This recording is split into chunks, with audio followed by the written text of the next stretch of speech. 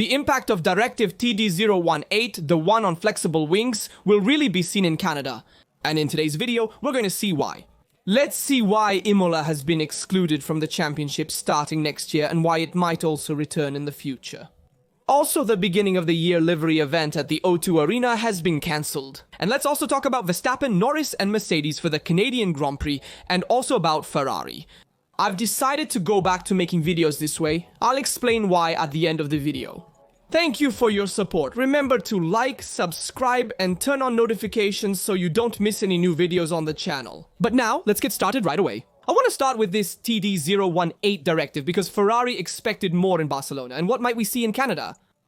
Essentially, Ferrari changed the front wing in Barcelona, while the other teams, particularly McLaren, had already changed the front wing in Imola, having feedback before everyone else of the changes they would then see in Barcelona. And that's why they went faster. McLaren went faster in Barcelona than Ferrari because they were already aware of the directive. They had already done some track testing, while in Maranello, they only did simulated testing on the new front AL, which then debuted in Barcelona. And the real effect we will see in Canada because Canada is a stop-and-go track. There are many brakes, so much is the variation therefore of the angle of incidence of the front wing, which we will see in braking and acceleration. That's why we will have real feedback in this directive. It will have effects not only on McLaren, but also on other teams, and especially on Ferrari. As Vasseur said, we will extract the maximum potential. And Ferrari struggled in Barcelona because it understeered in slow corners and oversteered in fast corners. So in slow corners, there was a lack of rotation, while in fast corners, there was an abundance of rotation. It was too much to handle, even Lewis Hamilton himself said so. Do the updates really work? It's the question we've been carrying since Barcelona, and it will become central in Canada. Because even if the signs are positive, it's time for the SF25 to show consistency. But beyond the numbers, there's another important aspect that needs to be highlighted, the strategy. Because in Formula 1, nothing happens by chance, updates are not improvised, they are planned, work is done in the medium to long term, with clear objectives and targeted choices. And it's with this concept, the long-term strategy, that I want to connect to something personal and perhaps also useful for you. This video is in fact in collaboration with Money Farm, a financial advisory service founded in 2011 which has a simple goal to make investments accessible to everyone, even to those who, like me, are not experts in the field. A few months ago, I decided to entrust a portion of my savings to Money Farm, choosing wealth management based on my goals and my risk profile. Everything is digital and manageable from the app and website. And above all, it's a service that focuses on planning and transparency, just like Ferrari does with its updates. Real-time monitoring, no stress about taxation or sudden decisions. They take care of it. If you too are thinking of setting up a serious strategy for your financial future, I leave you here below in the description a link with which you can start investing with 0 commissions for the first 6 months. All this if you open a wealth management portfolio by July 4th. I thank Money Farm for sponsoring this video, and now back to us. But there are 2 elements to analyze. The first is the issue of suspensions. In fact, McLaren, before Ferrari, started using the pull rod at the front, which is a suspension scheme that allows you to modify the front and better direct the flows towards the bottom and therefore towards the venturi channels. On the contrary, Ferrari only started using the pull rod at the front from this year. And it was a change that we had already said here on the channel that they had to make first at Ferrari. Not from this year, because this is the last regulatory year with these ground effect cars. In 2026, everything will change. So having 3 years of knowledge of this pull rod system gives you a benefit and advantage over the competition. And the second point is the issue of the fund. In fact, Ferrari will modify the bottom in Austria to have more aerodynamic load generated by the venturi channels and therefore have more rotation of the car in the curve, especially in fast curves. So we will see it in the second sector, in Austria. But now I also want to take stock with you on Canada. In fact, the Canada track in some ways is similar to Monaco because it is a high downforce track where you need to have a lot of load in the slow corners and also in the medium fast corners.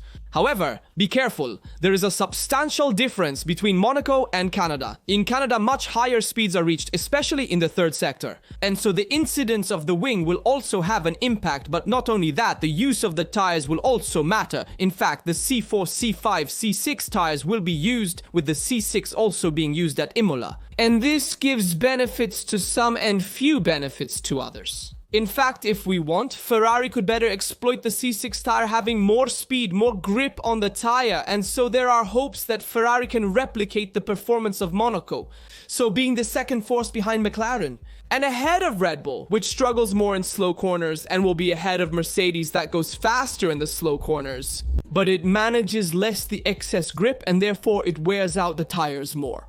However, this will be seen, obviously in Canada, certainly whoever starts ahead will be advantaged, but in Canada, compared to Monaco, you can overtake. There are several RS zones, so be careful that the teams will try everything to start ahead, but in the race, you will have to try to manage the position and start ahead.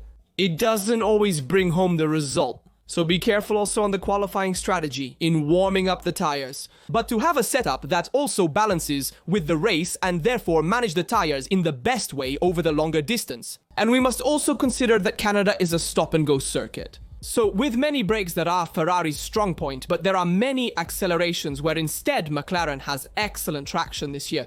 As for updates, Ferrari will not bring big updates, let's say, but there will be specific updates for the track. So a V-shaped rear wing, which is the same one brought to Saudi Arabia and Imola, which allows to have maybe a bit more load in some areas of the track, but at the same time not increase the aerodynamic resistance too much. So to have a car that, in the stretches, does not pay in top speed.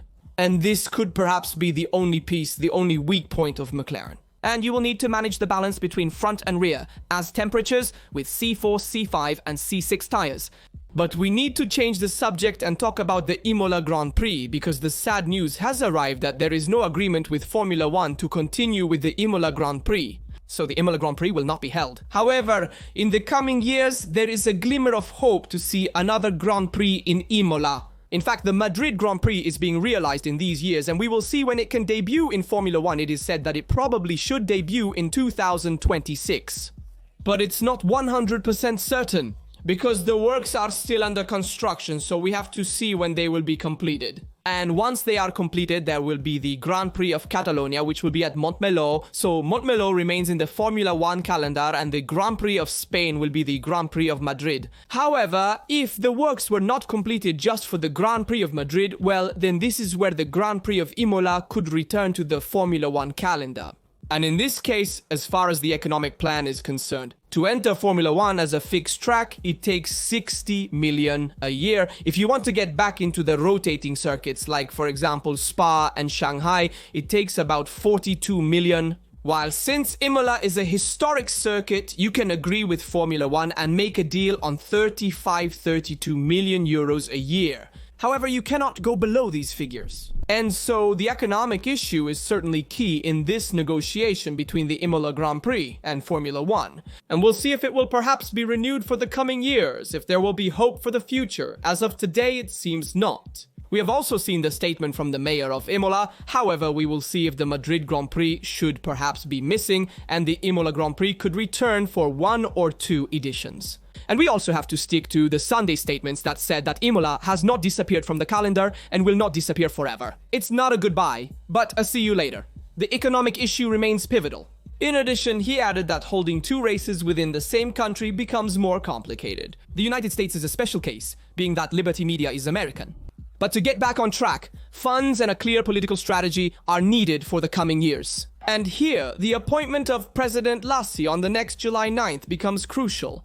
I'm curious to know what you think about this topic from my point of view. I want to see Imola return to the calendar because it's a historic circuit. We want to see fewer circuits like the Madrid Grand Prix, so city circuits, and more racetracks within Formula 1 instead. Even with these cars now being very large, their size will be reduced next year, but they still need space to perform at their best and to have exciting races.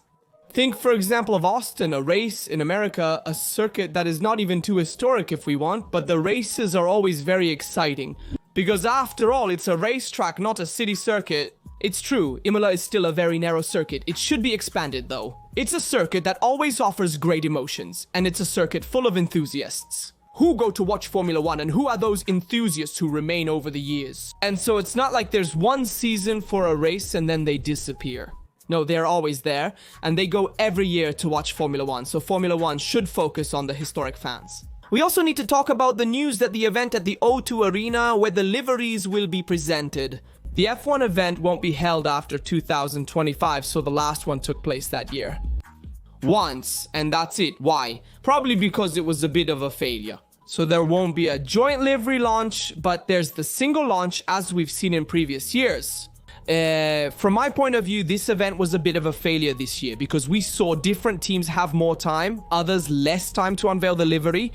Some teams we saw that there was the team principal speaking. In other teams, instead, we saw less team personnel involved, and so there was a lot of confusion. And obviously, this event was planned for the 5th anniversary of Formula 1, so for a very important annual occasion. And while next year this anniversary will no longer be there, so Formula 1 wants to specify for that reason, but in my opinion also for a more organizational reason, and also because this event made sense. If they presented the official cars of the season, there are two important pieces of news about the Canadian Grand Prix. The first is about who told me that the C6 tire is fundamental to use in qualifying and to maximize its grip. In the different sectors, maybe there will be, let's say, a need to sacrifice one sector over another, but it will be necessary to make the most of the lap to position oneself up front. And Mercedes seems to have potential for this, even though, in my opinion, it remains there in the fight with Ferrari, while Red Bull, in addition to being the one a bit more penalized in Canada, and if desired, also for the curbs and slow corners. As I told you before, there is also another point against Red Bull. That is, Max Verstappen currently has 11 penalty points on his license. What does it mean? That if he were to receive another penalty point, well, there's a disqualification from a race. In the next 6 months, therefore, rather in the next 12 months. So be careful that there could be the exclusion of Max in one of the upcoming races if he were to reach the limit of 12 points. However, 2 points will be deducted in the 2025 Austrian Grand Prix because the first 2 points on his license were received last year at the 2024 Austrian Grand Prix with the collision with Norris. The 2 points expire after a year and will be removed at the 2025 Austrian Grand Prix, reducing his total to 9. However, before Austria there is this race in Canada, and Max currently has 11 points after the last event in Barcelona. And the clash with Russell, which earned him a penalty point on his license. So be careful, because Red Bull is also protecting itself, giving the super license in advance, at least having requested it from the baby. Talent Arvid Lindblad, this Red Bull talent. He will probably be the one to take the helm of Red Bull in case of Verstappen's disqualification. And the timing is not coincidental, otherwise it could even be Iwasa himself who takes over Red Bull if Verstappen were to be disqualified. Obviously, Red Bull, as Helmut Marko also said, told Verstappen to be more calm in Canada to avoid unpleasant situations. And this is one less point, it's one less weapon that Red Bull has on its side. Because it can't count on this aspect of Verstappen's aggressiveness, which, until the last race, was taken for granted. I rectify that the Federation has accepted Red Bull's request on Lindblad, and therefore the super license has been granted to the driver, even though he is not yet 18 years old. One last thing. I want to talk about the statements of both Rosberg on Aguiar, but first those of Norris on Verstappen, because Norris has defended Verstappen. But here you have to make me understand Norris's line of communication if it really makes sense. Norris said Verstappen is tough, but he's never unfair. And he's talking about his opponent on the track. He should be his first enemy, and he's defending him. Herbert and Rosberg said Verstappen deserved the black flag after contact with Russell, contrary to others' opinions. Many agree on this topic of discussion. It exists. However, it doesn't make sense for Norris to make these statements because they serve to facilitate, to favor one of his competitors in the championship. So you understand even beyond the track. Norris is also not finding the right balance in terms of communications to the press. It's obvious that this doesn't diminish Verstappen, but rather it facilitates him if we want. So Max, who is now one step away from a ban, as I said earlier, due to the issue of license points and therefore risk of disqualification, this thing here is going to give him even more confidence if we want, because he is reassured by an opponent. track. This thing doesn't make sense from a communication standpoint. Having said that, the very last statement made by Rosberg that he has made his own. Giara said if I were him, I would refuse right away. A proposal from Red Bull. We've seen how Red Bull can't find second drivers who perform well with their own car. We've also seen Tsunoda's failure with Lawson Perez first. We've also seen Gasly Albon. Many drivers have tried to drive that second Red Bull car, but they can't find the right balance because it's a car that's too sensitive, calibrated too much to Max Verstappen's needs. That's why Rosberg said that for Aguiar's future, it's better for him to reject the Red Bull offer and stay with Racing Bulls and wait for other offers in the future. Tell me what you also think about all the topics we covered in the video. Remember to like the videos to support the channel, subscribe, and turn on notifications so you don't miss any new content. Tell me if you like these videos that have returned to the channel in this way, or did you prefer them structured like the previous videos? Tell me your opinion, which is fundamental to support the channel. If you have any feedback to improve the videos, leave it in the comments. That's all from Lastra. See you next time.